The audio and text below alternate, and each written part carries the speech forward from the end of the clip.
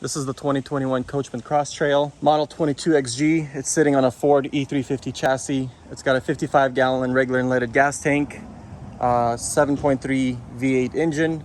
You didn't need to know that, but that just means it's got tons of power. You can pass people up the hills. In this pocket here, you'll find the TV. I've never used it. Maybe I'll make an updated video on how to. Underneath this lid is the propane tank. It takes about 20 gallons when it's empty. You would fill it here. The gas station attendants would hook up. If you pop that yellow cap off, they'll be able to fill that for you. The gauge shows you how much you have. This valve, make sure it's open all the way to the left when you want to use any of the appliances that run off the propane.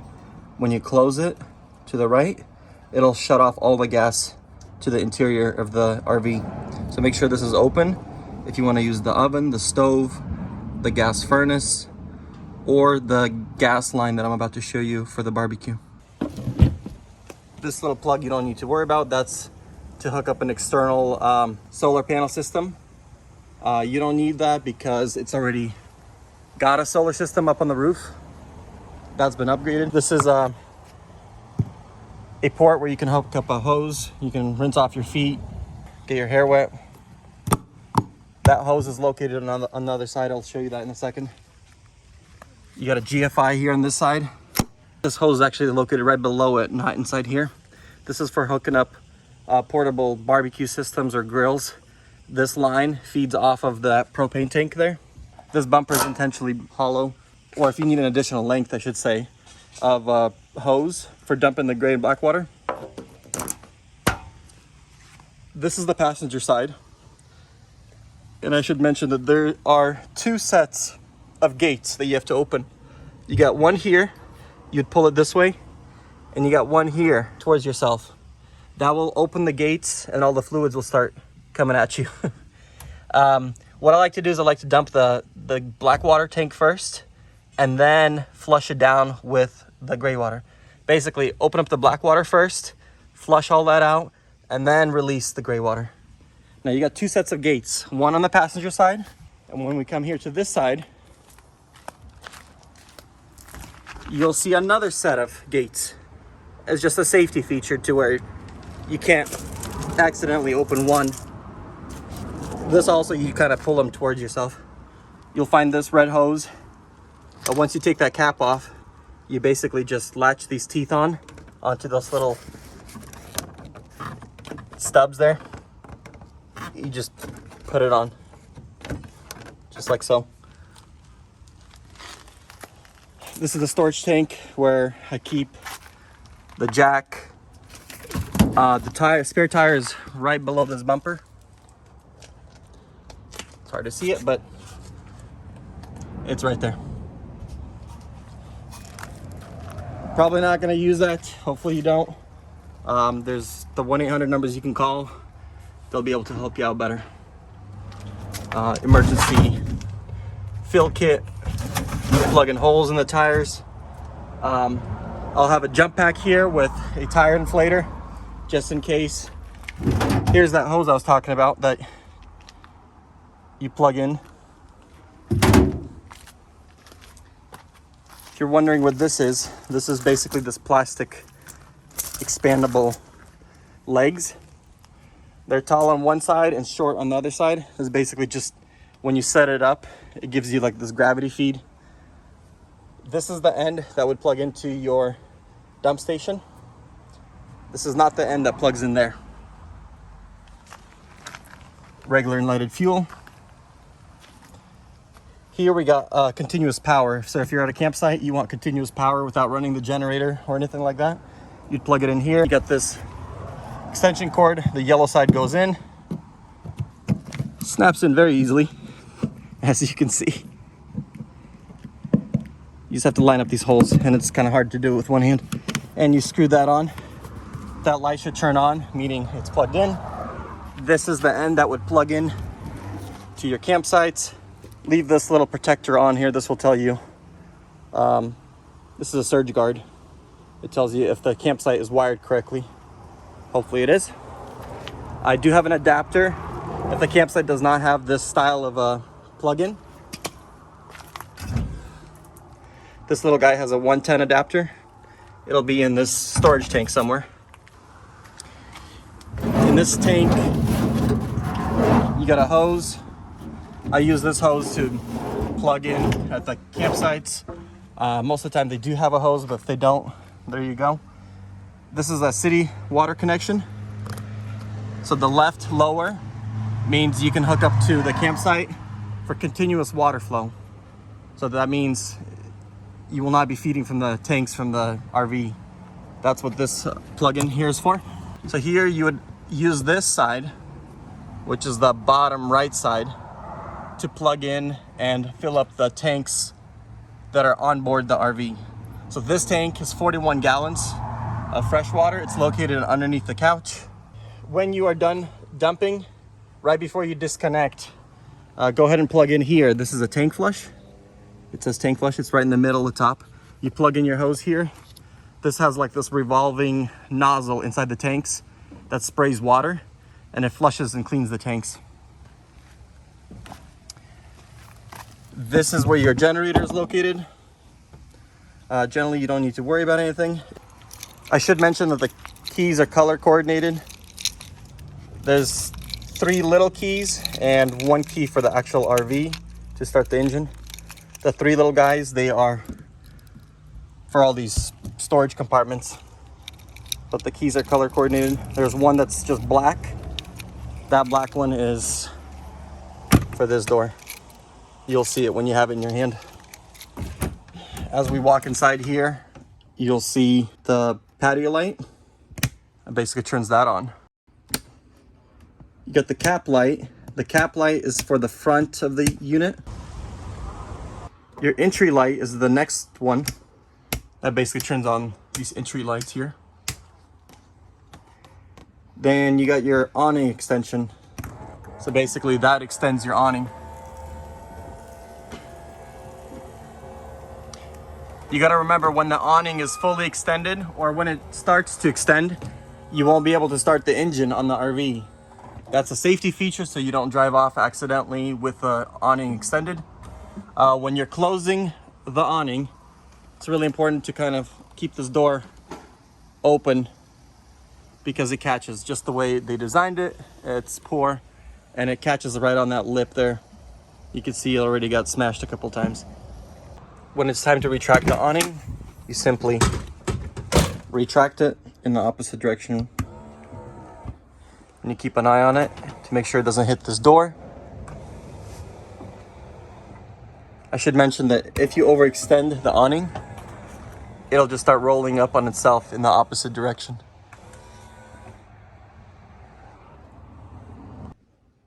On this panel here, just above these light switches and the awning, here you will find the water pump. The water pump is what will actually run all the water. It pumps and circulates the water throughout the RV. You basically can't use the sink, the toilet, the shower, nothing without this. The tank heater, you don't need to worry about that. That keeps the tanks from freezing in the winter. Unless it's below freezing, you don't need to use that. That's the gas water heater that will make the water hot, essentially. Here we got the generator. To start it, usually early in the mornings when the unit is cold, it might not start from the first time, but what you would do is you'd press it to the right, essentially the stop side. You press and hold it for about 10 seconds. Once the light turns on, that tells you that it's ready to start. So you would listen for it and you would start it. There you go. Can you hear that unit running?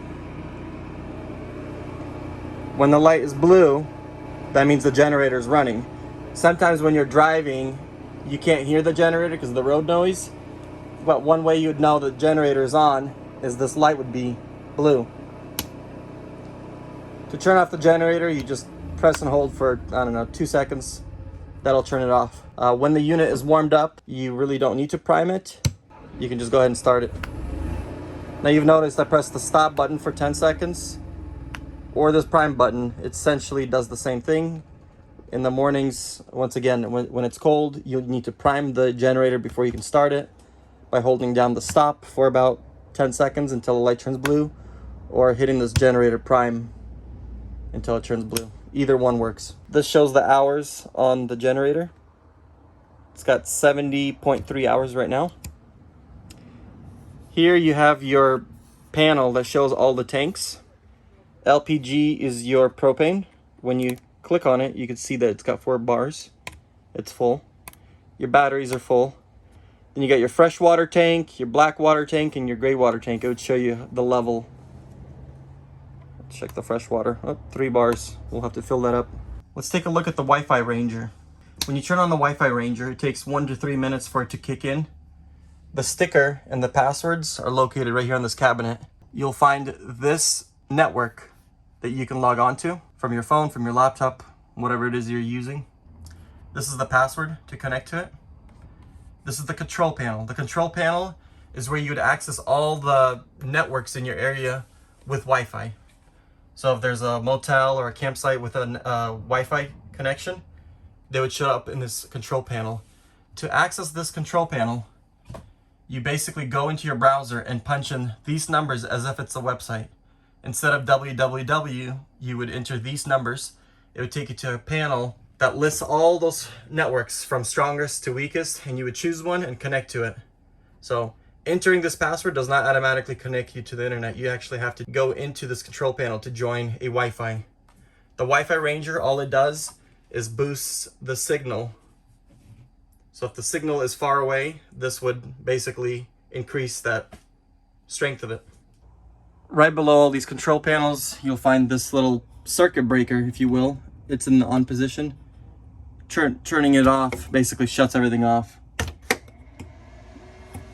think that's when you would just reset it if something were to go wrong. All of your fuses are here. This is the control panel that shows the battery level. It does have a solar panel up above on the roof, so that charges itself. It also charges when the RV is driven.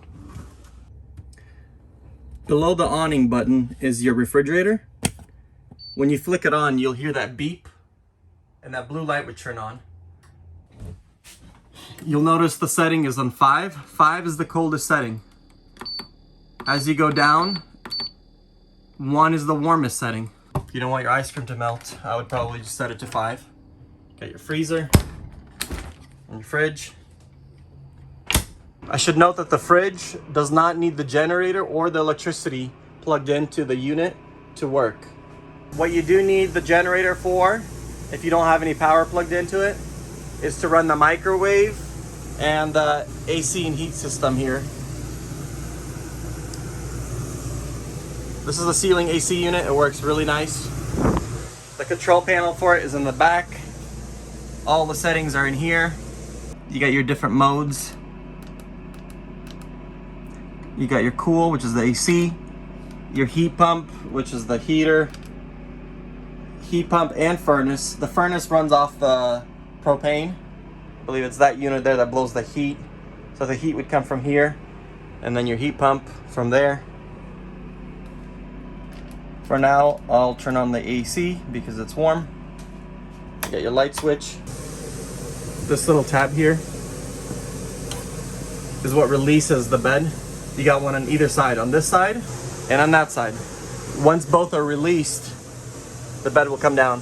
The bed wouldn't give just now, so I had to push forward on it, and then it released it because it was stuck. Before I put the bed all the way down, you got your pressy button here. You basically unlock it to extend the leg. If you pull up this cushion, you'll see that 41-gallon freshwater tank located right below this. The seat belts, if you can't find them, they are located just within the cushions. Just pull them up and you should see them. This tabletop, if you pop it off and pop the legs off, it turns into a bed by placing this tabletop within this little ledge, and you use the cushions to fill in the gaps. There's that cushion and that cushion. I'll show you what it looks like in a second. These legs are in there pretty snugly. You sometimes have to twist them to get them out. Use both hands if you have to. Get a friend to help. So this is what the bed looks like folded out. This is the door to the restroom. It helps to keep the handle in the open position when you open and close it. That way the lock doesn't smash into the wall. To operate the toilet, it's operated with a foot pedal there. When you press down halfway, it fills the bowl with water. When you press it all the way to the floor, then it opens up. So I like to keep a little bit of water in there. With every tank, add one of these bio packs. For the toilet bowl, I like to use some Fabuloso. It freshens things up. Just pour a cup in there and that should do it. Here's the shower curtain. It's a little cheesy, but it works. It locks in there to press and it slides back.